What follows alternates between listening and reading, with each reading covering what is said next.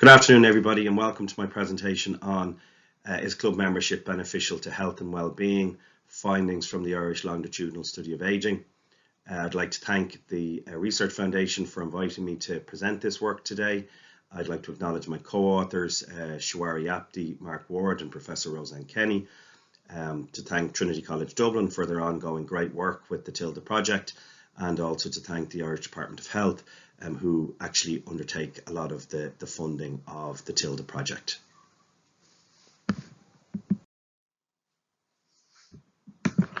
So I suppose firstly, just to put it into context, virtually every country in the world is experiencing growth in the size and proportion of older persons in their populations. And this change in demography has been reported now for quite a long time and gets a lot of discussion, and rightly so, because it actually can make a big difference to the way our population and the way society operates.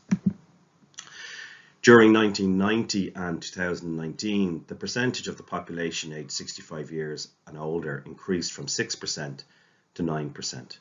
And by 2050, it is projected to rise by 16%.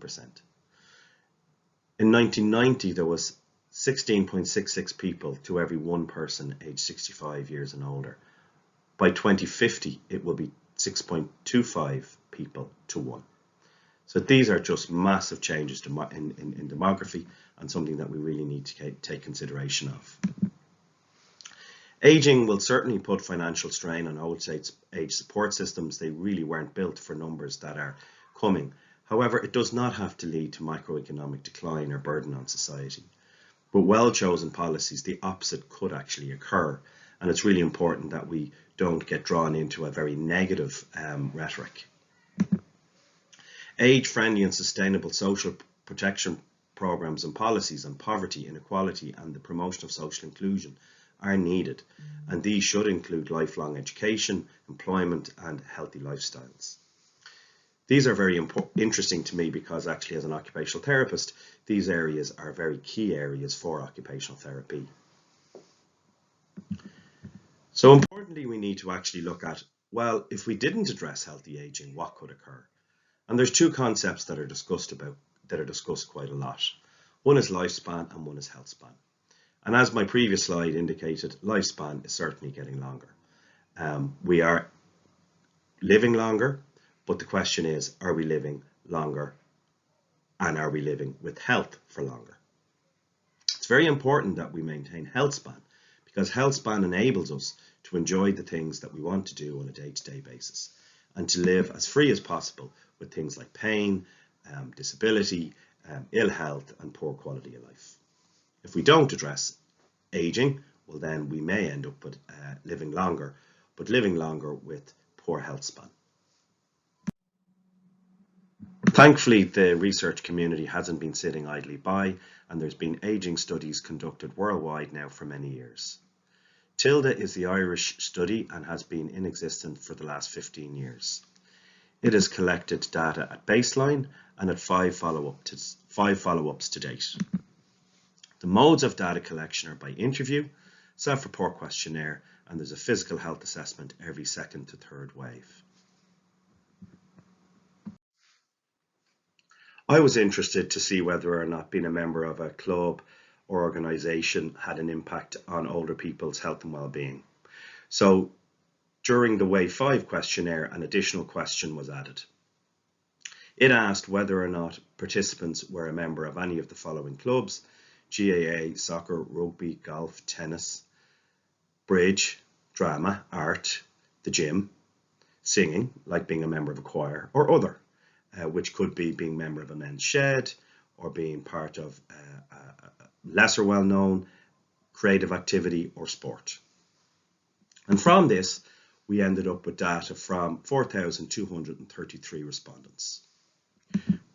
We applied population weights to the final sample of 4,160 participants, and therefore the findings that I'm presenting today are representative of the population of Irish people who are aged 58 years and older.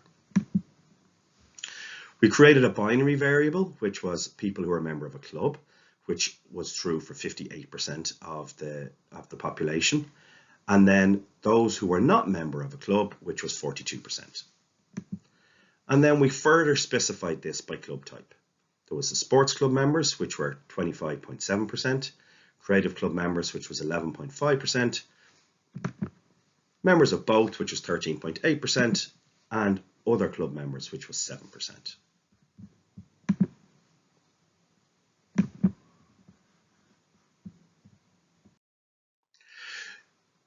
So with this data, we conducted between group comparisons stratified by gender. We looked at self-rated physical health, which was asked at interview. We asked for self-rated mental health, which again was asked at interview. And the ratings for these can be excellent, very good, good, fair, and poor. We also then looked at quality of life using the CASP questionnaire, and that's included in the self-report, and scores can range from 0 to 36. And also there was a question asked about loneliness included in the questionnaire, where we asked people whether or not they felt lonely, rarely or never, some of the time, or a moderate amount of the time, or all of the time. Importantly, the statistics that we used were very robust. We used 95% confidence intervals, and results were not considered significant if there was any overlap. So the results. With regards to self-rated physical health, among men, sports club members reported significantly better physical health than those who are not in any club. 57.7% of people who are men who are a member of a club reported excellent to very good physical health, compared to 40.6% of men who weren't in any club.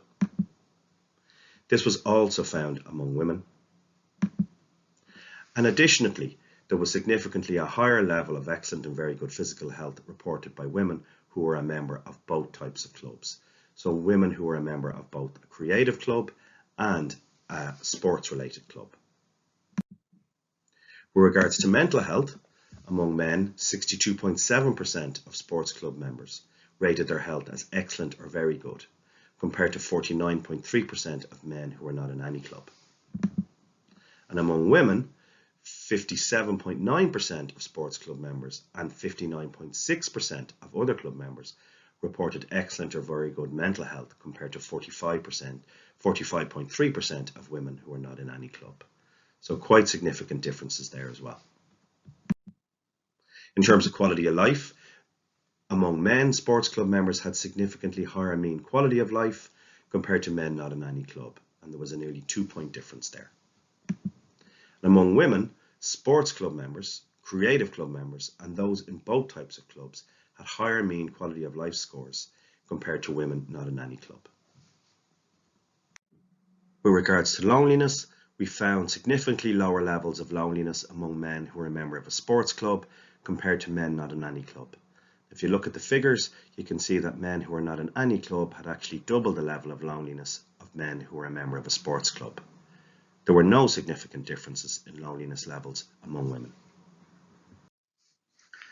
However, we did find that there are barriers to access, and club membership was lowest among the population in the lowest income group, the population with the lowest level of educational attainment, and also the rural population.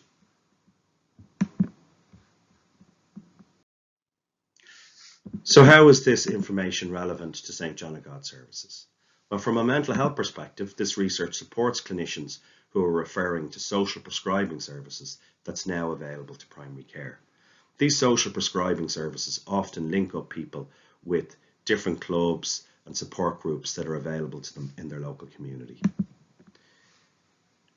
But there can be significant obstacles for some people to successfully use social prescribing.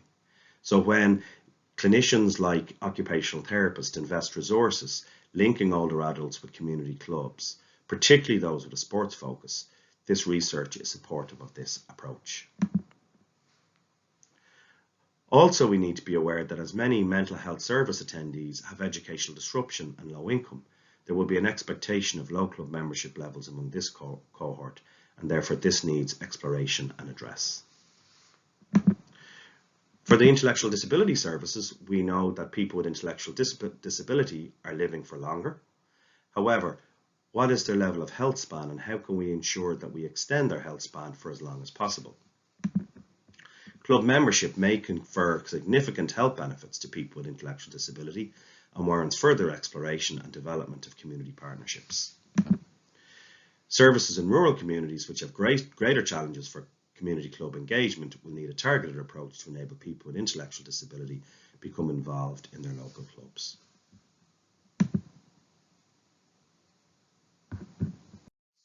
There are a number of limitations and strengths of the study. Firstly, the presence or level of disability was not included in the analysis, and this would have been an advantage if we had been able to include a variable that either indicated or provided some idea of the level of disability among participants. And there's also the self-report nature of the outcome variables. However, this is a population level sample size. We used creative club membership as well as support club membership, and there was robust statistical analysis. There are a number of areas of future research that could be conducted. For example, it would be good to conduct this research with clinical populations. If we accessed IDS TILDA data, we'd be able to complete a study on the intellectual disability population. Similar research for the adolescent population could be conducted with data from Growing Up in Ireland, and would also be really interesting to look at the study on re-engagement with community clubs post-COVID.